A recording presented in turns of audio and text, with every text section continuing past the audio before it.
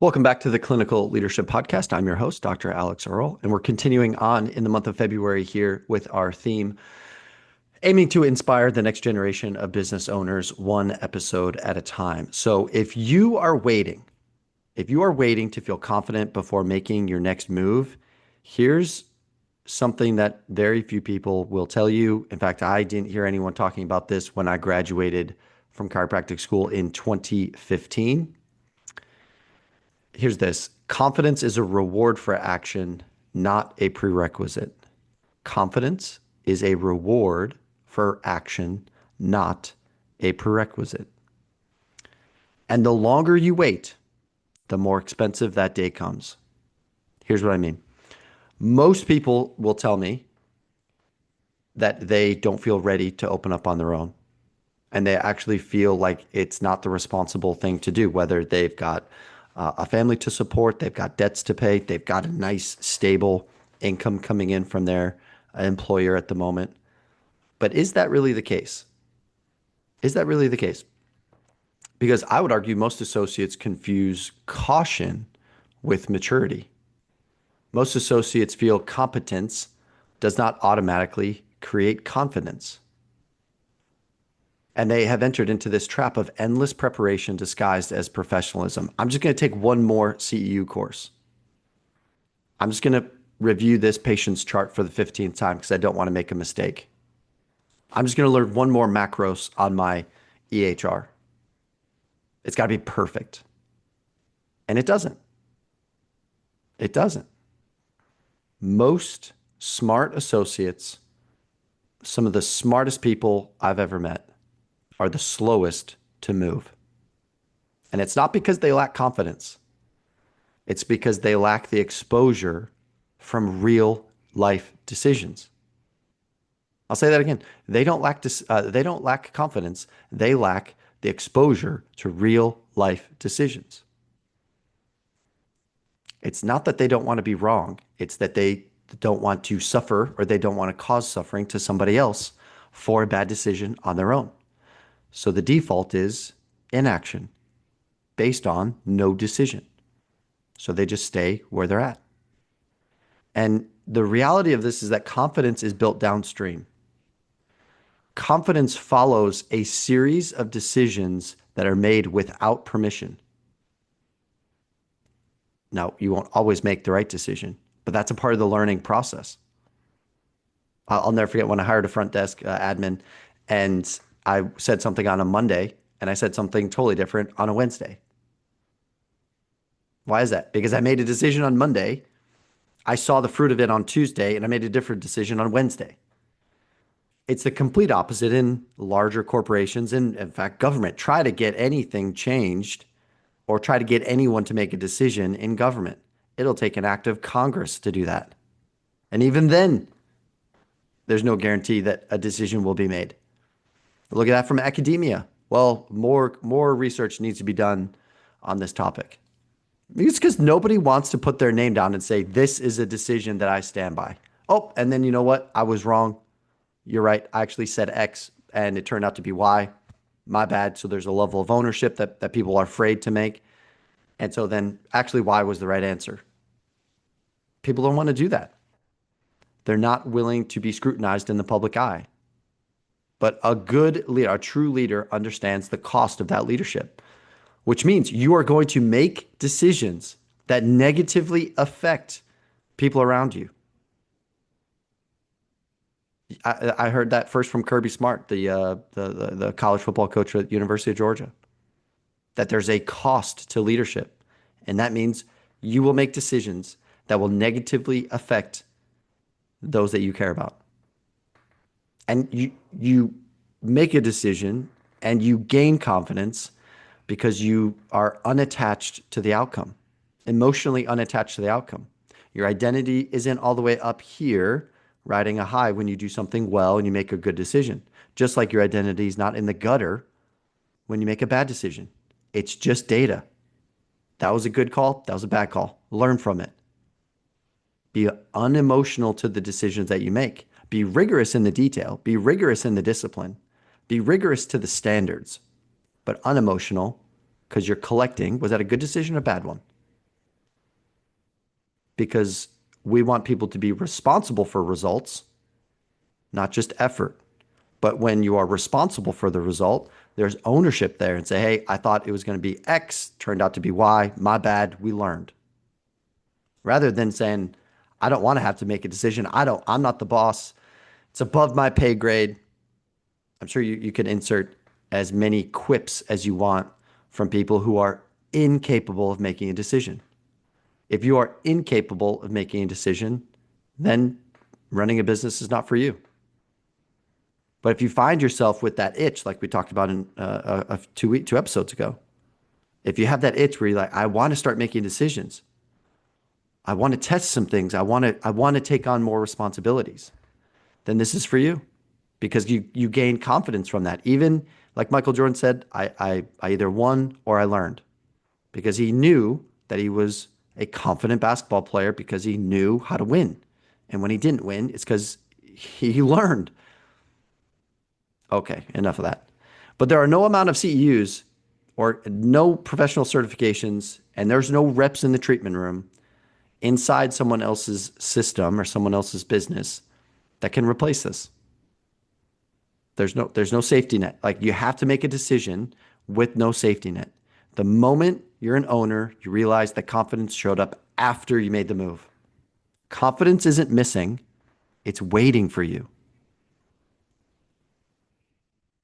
And here's something that we also have to acknowledge, is that the real fear associates have is, it's not the fear of failure.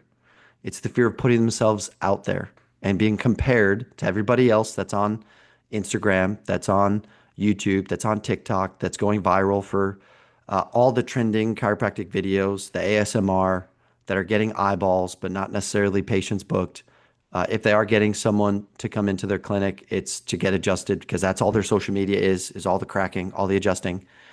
And that's a commoditized thing. If somebody values you for the thing that you put online, don't be surprised when they say that your rates are too high. If you're talking about the thing that's all you want them to value because it's trending on social media. Does that make sense? That's a topic for another day. But if you put yourself out there in one way and it doesn't work, try again.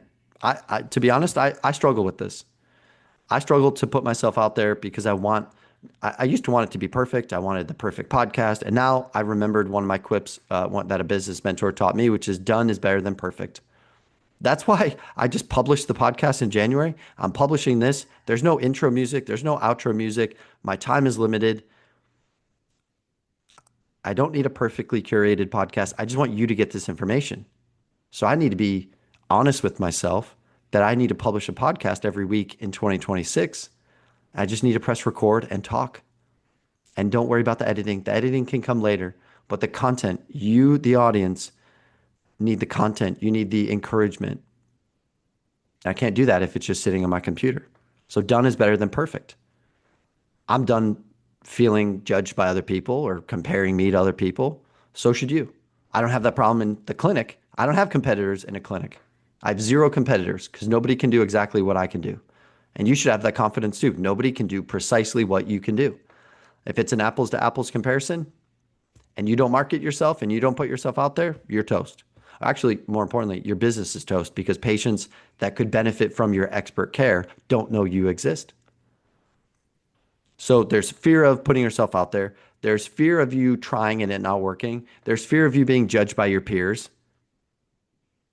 There's fear of disappointing your mentors or your past bosses.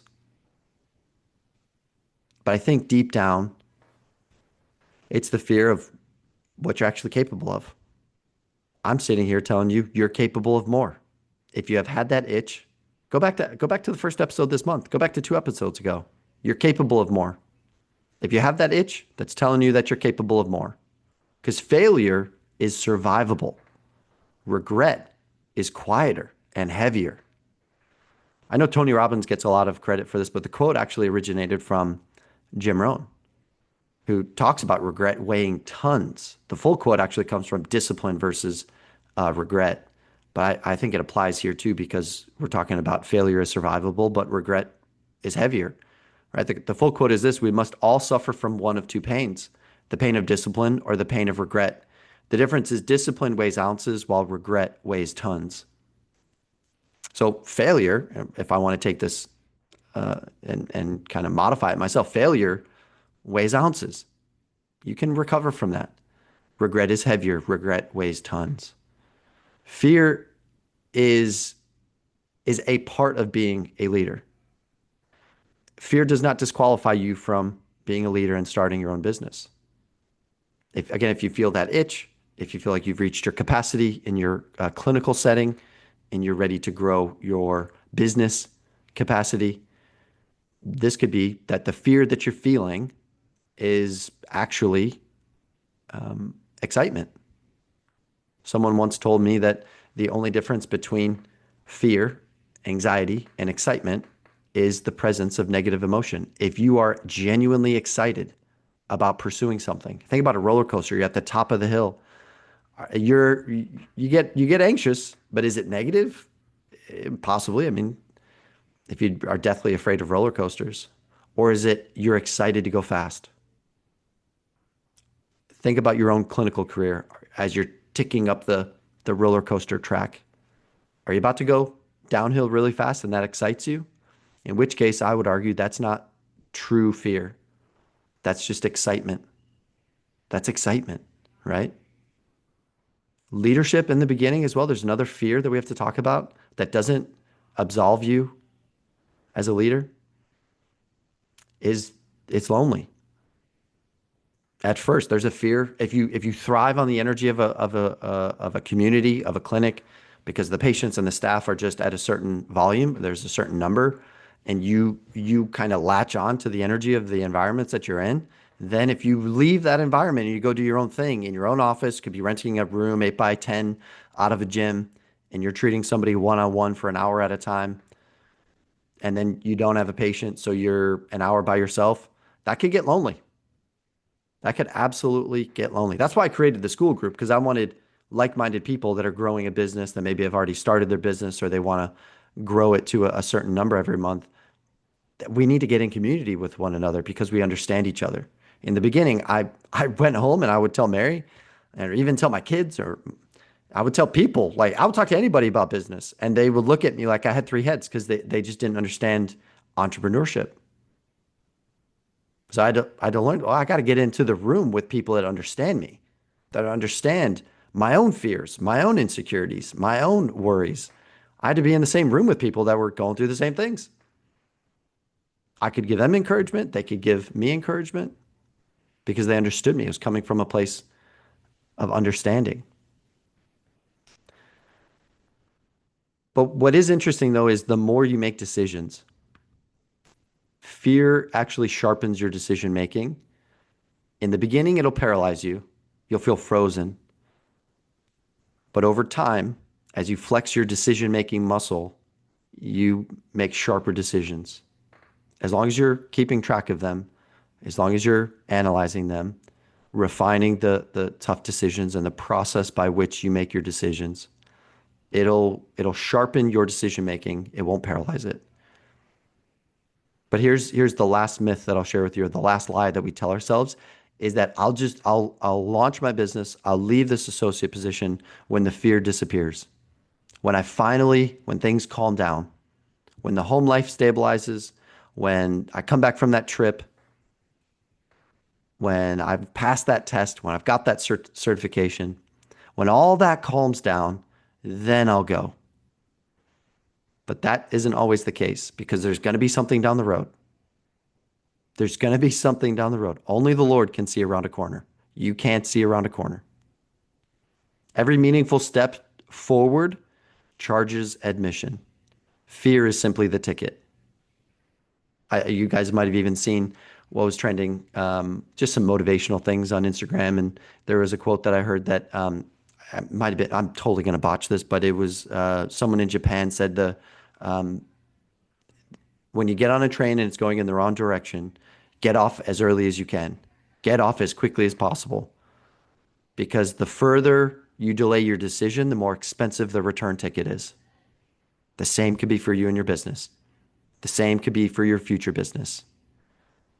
The more you wait, and fearfully delay making a decision, the more the price of admission is later on. You don't need to be fearless. You need to be honest. You need to be honest with yourself, what you're capable of, where you're currently at, and what it is you truly want. If you're capable of more and still want to, and you're still waiting to feel confident, you're not being cautious. You're postponing a responsibility. Inside the Midwest, the MWRI Academy on School, I show associates how to think through these decisions clearly before they ever make a move. So fear stops running this process. Leaders don't wait for confidence. They have a default action, a default to action, a default aggression, and confidence follows them. I hope you got a lot out of today's episode. Again, if you are interested in learning more, you can always follow me on Instagram. I'm at Dr. Alex Earl. You could go to my Instagram there or in the show notes here, and you'll see the link to join the school group. Click the link, fill out the form. If it's a good fit, we'll let you in. And then from there, you can take in as much information as you want from the school group. It's there for your liking. It's there for your guidance. It's a resource, no obligation. We've had several people. There's about 70 people in it right now, 75 people in it right now as of this recording, looking to get to 100. And from there, not everybody's in my coaching groups. So you can absolutely jump in and no obligation. If you find something that you need clarity on, you can always book a call with me at no charge. I just want to be helpful. I'm in a stage of life right now where I just want to help the next generation confidently and boldly step out, but also they need structure. They need a little bit of safety net, and that's what I'm here for. So I hope you guys got a lot out of this week. Stay tuned for next week where we're going to talk about that structure and the execution and why launching a business without a plan is a mistake. So we are going to talk about launching a practice with a plan. Thank you guys. Until next time. Bye.